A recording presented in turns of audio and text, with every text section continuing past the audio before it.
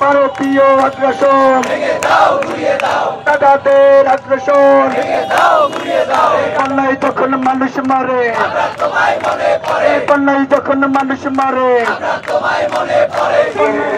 আগ্রাসন ভারতীয় দাদাগিরি। আজকে এখানে যখন কথা বলছি তখন আমার ফেনী জেলার গর্ভবতী নারীরা বাসার টিনের উপর অবস্থান করছে। আজকে ফেনী জেলাতে বছরের পর বছর আমার জন্ম থেকে কখনো এরকম বন্যা আমরা দেখি নাই। যখনই ভারতের ত্রিপুরায় নম্বর বাদ করে দেওয়া হয়েছে তখনই ফেনী পানির নিচে তলিয়ে গিয়েছে।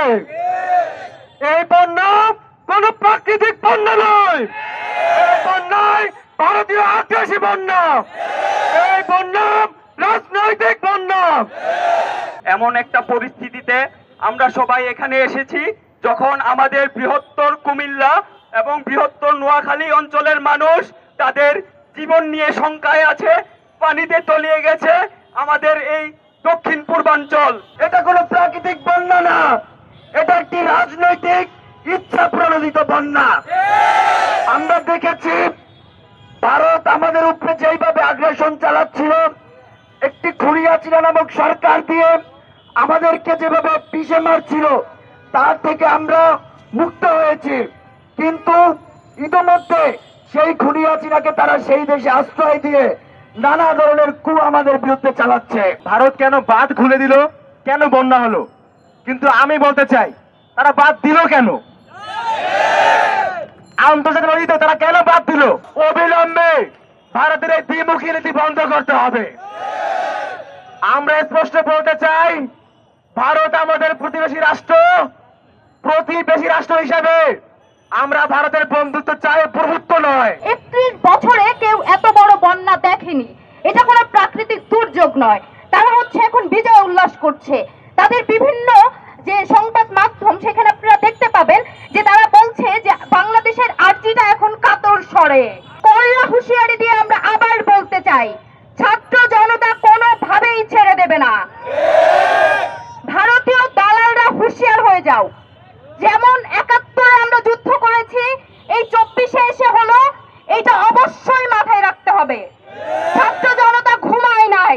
নদী প্রাকৃতিক সম্পদ, নদী তার প্রকৃতির নিয়মে বয়ে চলবে।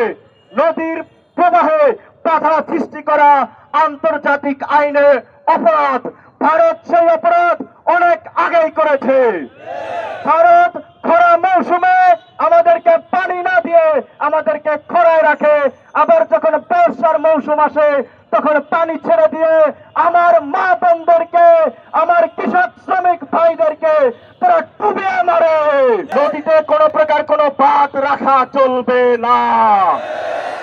এবং ফেনী, কুমিল্লা, নোয়াখালী অঞ্চলে আমার মা বোনদেরকে, আমার কৃষক শ্রমিক ভাইদেরকে বন্যার পানি ছেড়ে দিয়ে রাজনৈতিক বন্যা তৈরি করে যাদেরকে হত্যা করা হলো, যাদের উপর নির্যাতন করা হলো, এগুলোর প্রত্যেকটার হিসাব কিন্তু, প্রত্যেকটার জবাব কিন্তু দিল্লিকে দিতে হবে।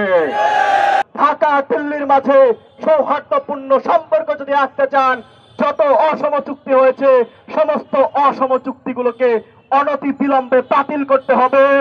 এরপরে নদীগুলোতে বাঁধ দিয়ে নদী শাসন করছেন, বাংলাদেশের উপর আগ্রাসী আচরণ করছেন, সমস্ত নদীর বাঁধ চিরদিনের জন্য ভেঙে গুড়িয়ে দিতে হবে।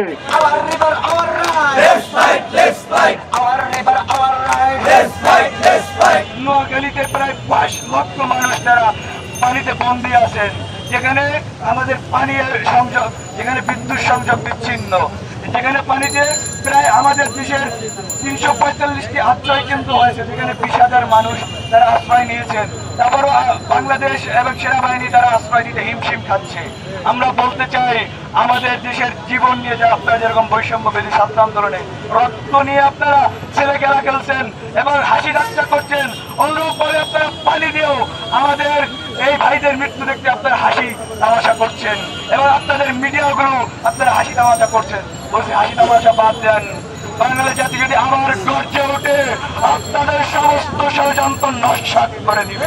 বাংলাদেশকে যদি তারা অস্থিতিশীল করতে চায় তাহলে ভারত অস্থিতিশীল হয়ে উঠবে, ভারতের 7 সিস্টার অস্থিতিশীল হয়ে উঠবে। তো আমি আশা করি ডক্টর মোহাম্মদ ইউনূসের এই কথা দ্বারা আমরা বুঝতে পারছি যে তিনি যথাযথ স্টেপ নেবেন ভারতের ব্যাপারে।